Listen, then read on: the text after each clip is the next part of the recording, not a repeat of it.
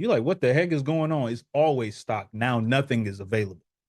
And you have more time to actually sit down and do and focus on this. And then you realize I've always been doing it, but then this was the first time I've started thinking about showcasing work.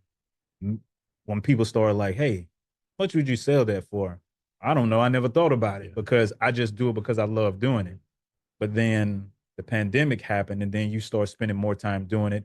But then you start seeing these opportunities pop up, like small art walks, and people want to be outside because it's like I've been forced to be inside. They lock down all the Yeah. parks. So now people just like, finally an opportunity to go see something. And the next thing you know, people are like, wow, these are great. And they want to buy them. And it's just like, okay, then maybe I should start expanding my inventory and doing more of this because now there becomes a want for it as well. And I just always tried to make sure I had a good price range, different scales, not just this one thing. Like all I have is this glass. It's like, yeah, but what if I only got room for this? Yeah. Cool. Yeah. Now I got that. What about this one? So I just always try to have a variety of things because not everybody can walk away with something they have to fit in their trunk. Sometimes you just want something you can walk away in the bag, but really that pandemic kind of started it. And Yeah. I remember one time you going to know, some kind of art walk or somewhere. I can't remember where but all the paintings were like the size of like really big, right? yeah, Like I'm thinking to myself, everyone here drove a car, right? yeah, There's no way these big pieces of art can fit in someone's car, right? yeah, And they're trying to sell like right then, like, okay, like this doesn't make any sense. yeah. It's one of those things where there are some like I did the Redmond Art Festival. Mm. Done that twice. I did it last year and this year.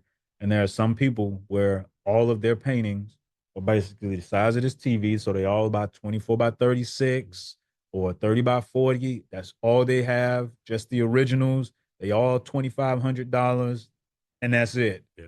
And I've watched them for 3 days not move And anything. they have no delivery plan.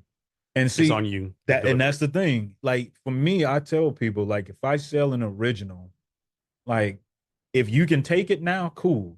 But I can work out a plan for you. Mhm. Like, hey, I can drop it off for you. I can Yeah. bring it to you here. And I've done that before because it's like if it's local, I have no problem bringing it to Yeah. you because thank you for your This is great support. customer service. And they're Exactly. gonna remember it. Exactly. I'm like, thank you. I can bring it to you. Tell me a location you would like it. I'll make sure I'll wrap it up for you. I'll put it in bubble wrap, put it in a box, and I'll bring it right to you. But that's why I try to make sure that I have a variety of different sizes. I Mhm. have a variety of pricing as well because I don't want to be that person sitting out there with nothing but originals Yeah. that nobody can walk away with. You ain't got no other options. Yeah. All right. Imagine going into a shoe store. All they got is one color. You Yeah. like, yeah, I'm And good. it's and you wear a size 10, oh, you sure they got a size 5 All I get or a five, size 20. size 5 in red. You Yeah. like, who is it? All right, man, I'm out. It's like you got no variety for me. I got nothing I can walk away with. So, hey, man, I pull a Denzel on you real quick. Hey, I'm leaving out here with something. I'm leaving with something. Yeah, you ain't got to get the big one. You're gonna get one of these small ones or a couple small ones or something. But thank you for your pay. Thank you. Appreciate that. So how do you go about getting like your art? How do you about getting accepted to these art shows, right? It's a process, you have to pay, you have to be known. Like how does that work? Usually there's going to be a call for art.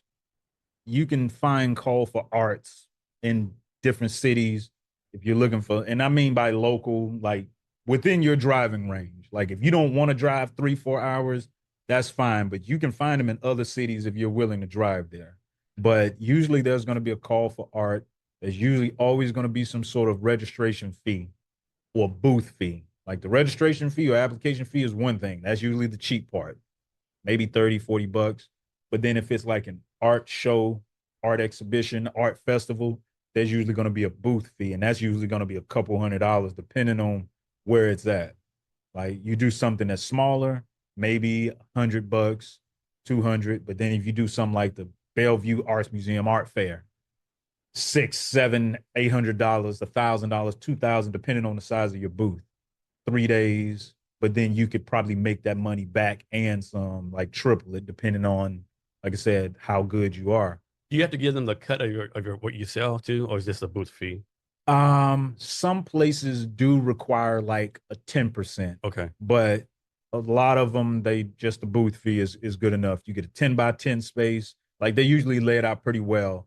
And then there are a couple of pages that I use. I use Vala, which is one VALA. I use their site. Um, and they're like located in Redmond. Uh, Zap, their forums are called Zapplications. Like Zap is the website, ZAPP, and then I use Cafe. Those two are built specifically for exhibitions and art festivals.